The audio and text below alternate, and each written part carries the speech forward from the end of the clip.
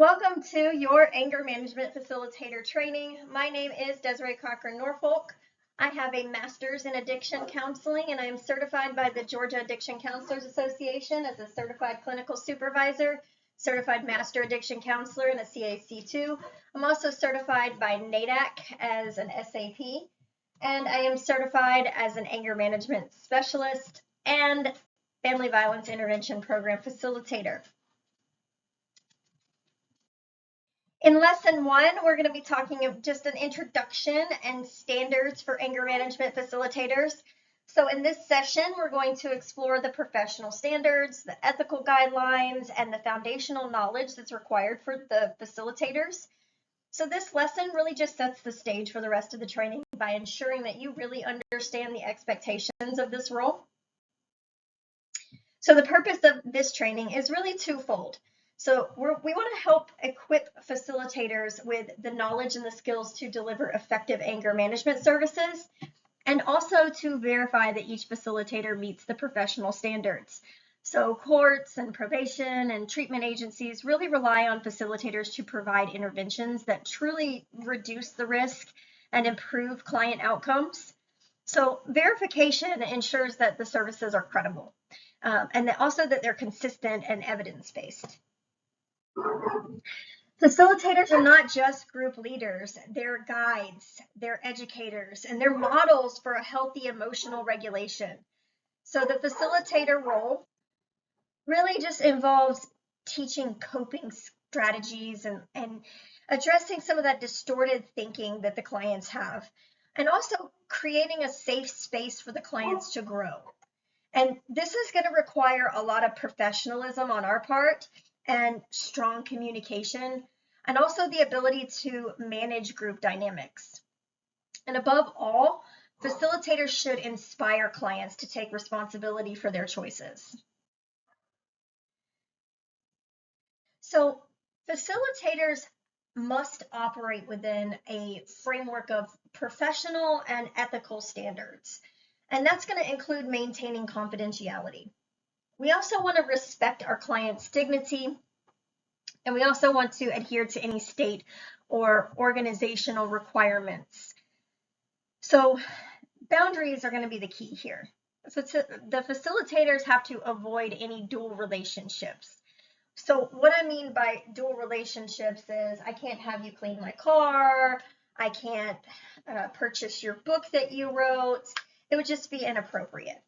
We also want to make sure that we're not showing any favoritism or giving any inappropriate disclosures while we're in group. And when we uphold these standards, it's going to build trust and credibility with clients and also with the courts and the referral services. So confidentiality is critical to an effective anger management program.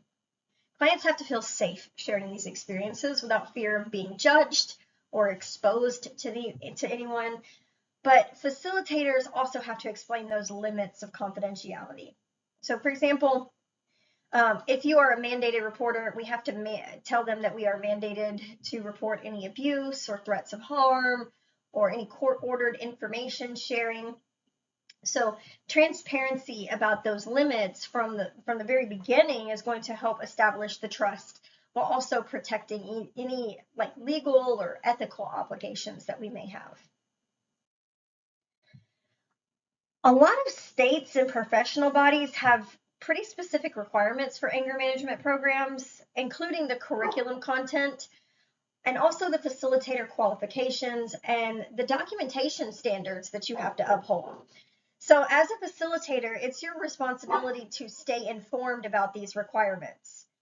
Compliance is going to ensure that your work is not only ethical, but also legally defensible when it's reviewed by a probation officer or an attorney or a judge.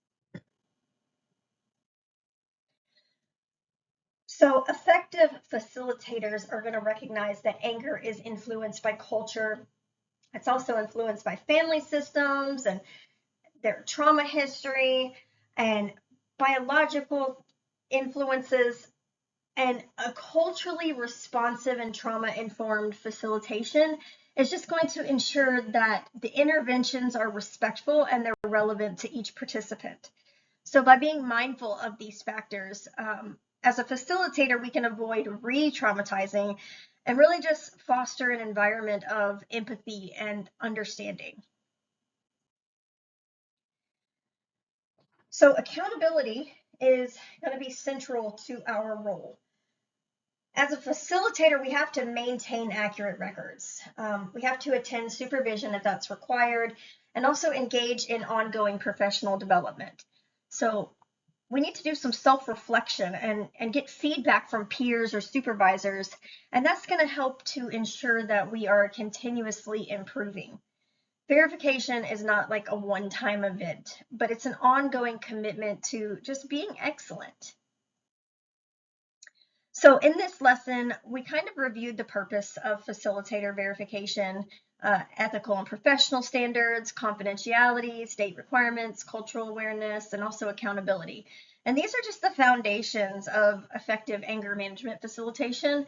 And as you're continuing through this training, just keep these principles in mind, and they're going to guide every aspect of your practice.